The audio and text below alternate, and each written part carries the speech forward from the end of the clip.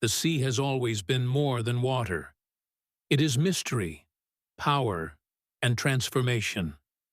Beneath its endless waves lie stories older than empires, tales whispered through generations to explain the unexplainable. Tonight, we journey into two of the most haunting legends shaped by the ocean: the tragic rise of Sedna, the Inuit sea goddess, and the bittersweet fates of the Selkies, the shape-shifting seal folk of the north. Both myths remind us of the ocean's beauty and terror, and how it forever binds humanity to the unknown. Far to the north, where the land surrenders to ice and the horizon is ruled by endless night, lived a young woman named Sedna. Her father, Anguta, was a hunter of the frigid seas, and together they survived at the edge of the world. Sedna's beauty was said to rival the glow of the aurora, her hair long and black as the midnight waters. Yet she was proud, refusing every suitor who dared to ask for her hand. Some say she laughed at their weakness. Others whisper she waited for something more than a man could ever be. Her father grew restless with her defiance. Some stories say he banished her to a lonely island. Others tell of arguments that shook their home. But one day, a mysterious stranger came, cloaked in fine furs, his voice soft, his promises golden. He offered her warmth, a home rich with meat and comfort. "Come with me," he whispered, "and you will never hunger again." Sedna, weary of her solitude and tempted by the promise of security, agreed to follow him. She did not know that she was stepping into her doom. They traveled across the icy waters to his dwelling, but what awaited was not comfort. The man was no man at all. He was a spirit, often described as a great bird with dark feathers and piercing eyes.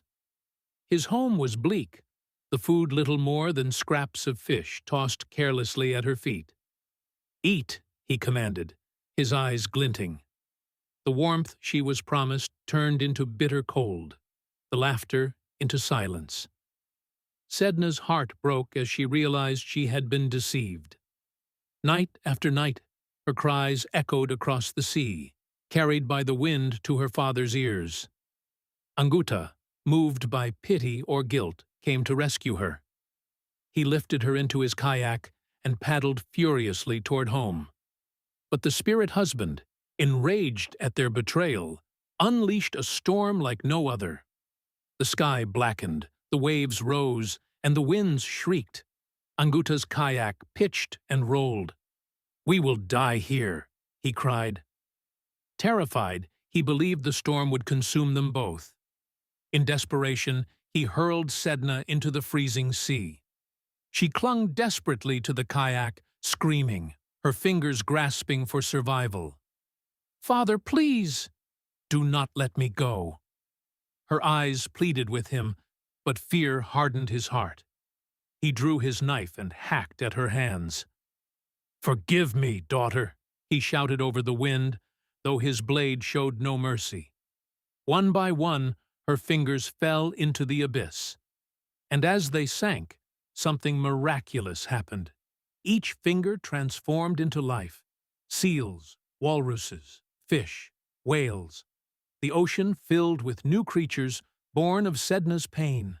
Still, she clung to the kayak, her mutilated hands dripping blood into the waves. Anguta, blinded by terror, cut deeper, severing more of her grasp until finally she sank, swallowed by the Black Sea. But death was not her end. It was her transformation. Beneath the waves, Sedna became the goddess of the deep, ruler of all creatures that had sprung from her severed fingers.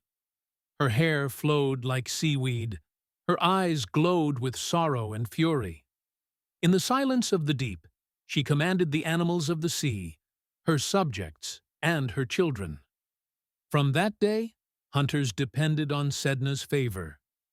If she was content, the ocean was generous. Seals and whales filled the nets, feeding entire villages. But if angered, Sedna withheld her creatures, letting her people starve.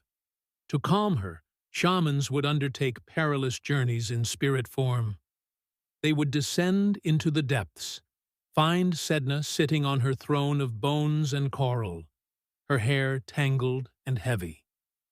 With trembling hands, they combed her long hair, soothing her grief, begging for her mercy. "Release them, Sedna," they would whisper. "Let your children return to the hunters." And only then would Sedna loosen her grip and allow the animals back into the sea. Her story is one of betrayal by those she trusted most, her father and her false husband. It is a tale of cruelty, yet also of creation. Sedna is not merely a victim, she is a force of nature. She embodies the ocean itself, beautiful yet merciless, nurturing yet destructive. Her myth endures because it reminds us that life is often born from pain, and that the sea demands both respect and fear. Thank you for joining me on this voyage into the myths of the sea. If you were moved by Sedna's tragedy and the Selkies' longing, stay with us, for there are countless more stories to tell. Every culture holds myths that connect us to mystery.